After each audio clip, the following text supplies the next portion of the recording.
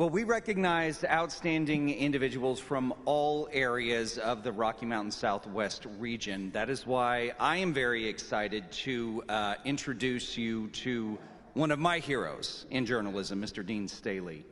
He is our evening anchor, along with Jessica Garate, and a special assignment reporter at KRQE News 13 in Fox, New Mexico in Albuquerque. Dean, you are a leader. Yeah, claps, good claps. You are a leader in our newsroom as well as our community. His humility and his diehard commitment to the tenets of journalism inspire every single person around him. So take a look at this video. You'll see the passion I'm talking about.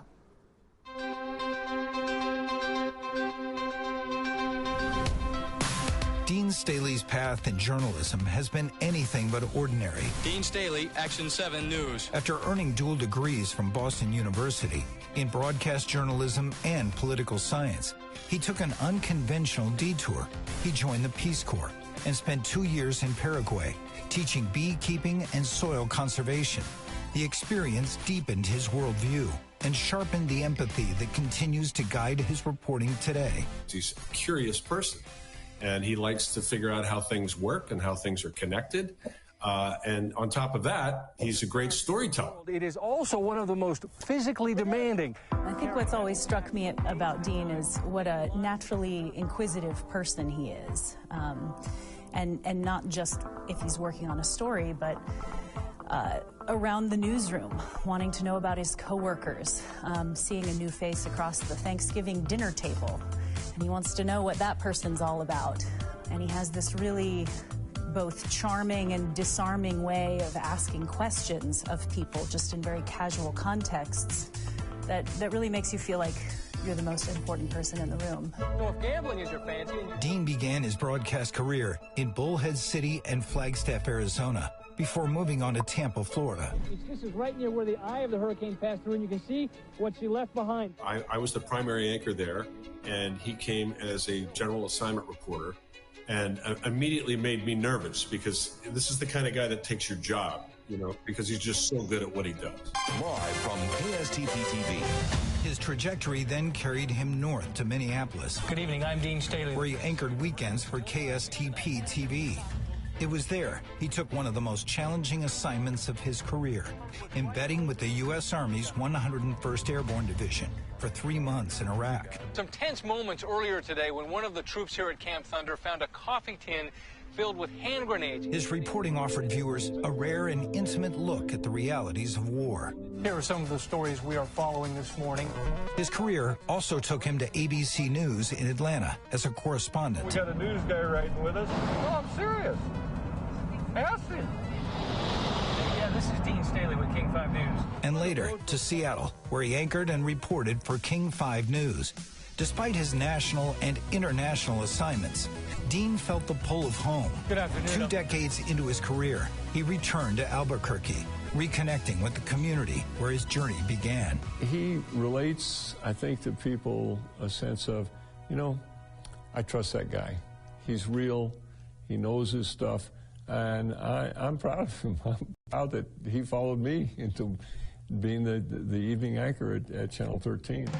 Along the way, Dean's work has been recognized with 14 Emmy Awards and 3 Edward R. Murrow Awards, testaments to his commitment to excellence in journalism. He truly is a treasure in our newsroom. He's a treasure for our state. He's one of the most gifted storytellers I've ever met, one of the best writers.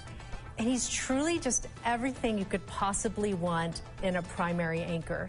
Dean is also deeply committed to helping make New Mexico a better place, whether it's giving kids new shoes or volunteering each year to raise money for a Catholic school. One of the sayings of the Franciscans is that when you go out to preach, use as few words as possible. And Dean is able to do that. He doesn't have to say much. And when he says it, we listen, but it's by his example that we have heard it. But for all the recognition and accomplishments, his greatest role is off camera, being a husband to Terry and a father to Ella, Kennedy, and Owen. Congratulations, Dean, and thank you for your outstanding contributions to journalism.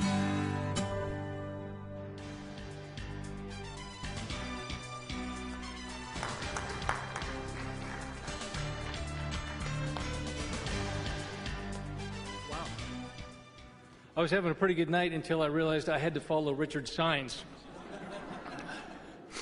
I'm just recovering from that. My first thank you goes to one of my favorite people and our host tonight, Chad, wonderful human being. Chad and my co-anchor, Jessica Gadate, back in Albuquerque, two of the finest reporters, the finest anchors, the finest writers, the finest journalists you'll ever meet, and we're so lucky to have them. They're two of the pillars that hold up the temple that is our newsroom in Albuquerque, so thank you. Obviously, I'd like to thank the Academy. To be in a room with people like Patricio and David and Nicole and Chad and Richard, I feel like I'm with my tribe tonight, which is special. So beyond just thanking the Academy, I'd like to point out just the incredible work they do. I don't think you have an energized, successful broadcast television industry without an organization like the National Academy of Television Arts and Sciences and of course, our chapter, the Rocky Mountain Southwest chapter. There's just so much hard work that goes into it day in and day out, celebrating the best of what we do and holding that up and shining a light on it and having other people aspire to that level of journalism and storytelling. So I just want to thank our chapter, our home, so much. Thank you. I also want to thank all of the people over the course of my career who have shared their stories with me and allowed me to share those stories with our audience. I mean, Nicole was talking a little bit about this. I've told more than 5,000 stories as a reporter that aired in newscasts, and the best among them always involved people sharing personal stories. And these are people, who are in deep pain sometimes because they've suffered a loss, or they're suffering from illness, or they're going through some other complication. And despite their own pain, they have this big-heartedness and this generosity of letting me hear their story and letting me share that with our audience. It's powerful. And if you do a good enough job with that story, of course, as we all know, someone in the community who they say, oh, I thought I was alone. I thought I was the only one experiencing that. And then they see this story and they say, oh, I'm not alone. That's happening to someone else. And there's a community that gets built. And there's a powerful human connection that gets made. Or, as we all know, sometimes lawmakers will see your story, and if it's influential enough, they'll say, oh, that's wrong. We have to change that. We have to write a new law, which I know people in this room have done that. I've had that kind of success. So I want to thank those people because none of that happens without people sharing their stories. My biggest thank you of the night goes to my wife, Terry.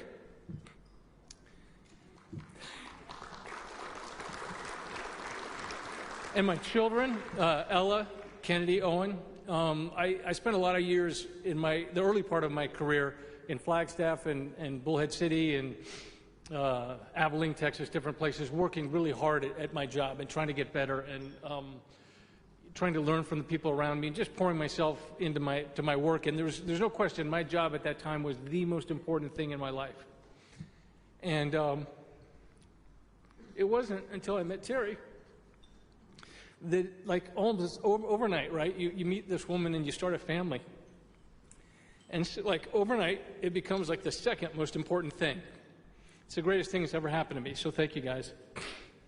I don't have a lot of wisdom. You think in 34 years of doing this, I'd have some wisdom to share. I don't have any real wisdom tonight. I go to work, I do my best, I learn from the people around me. I continue to learn things at work, which is the fun of being a journalist, right? We're always finding out about new things in the world, and that's exciting.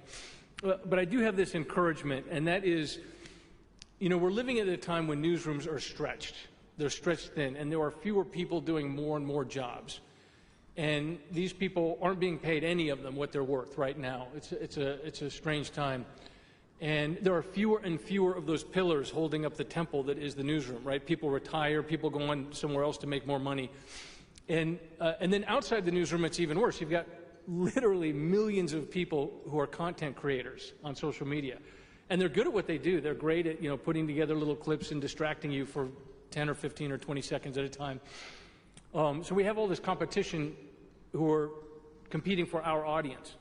And I think there's a temptation sometimes to try to make what we do more like what they do. The temptation is to try to make what we're doing, because they're having success and they're making money, and they have an audience. So there's a temptation to make what we do look and sound and feel more like what they do. And my counsel tonight would be, let's do the opposite. Let's continue to do what we do well. Check the facts. Tell stories that have depth, right? When someone can walk up to a scene with a phone and live stream whatever that crime scene is and start conjecturing and spreading rumors about what they're seeing, it has never been more important to have real journos show up to that scene and get the facts right and the sourcing right. And to find that human story that's in front of them, and to find that story and to tell it responsibly and with compassion and in a way that's compelling. So that's my counsel. Let's do that, and let's aspire to the highest level of storytelling. Because the social media stuff is going to change 6 months from now, a decade from now, who knows.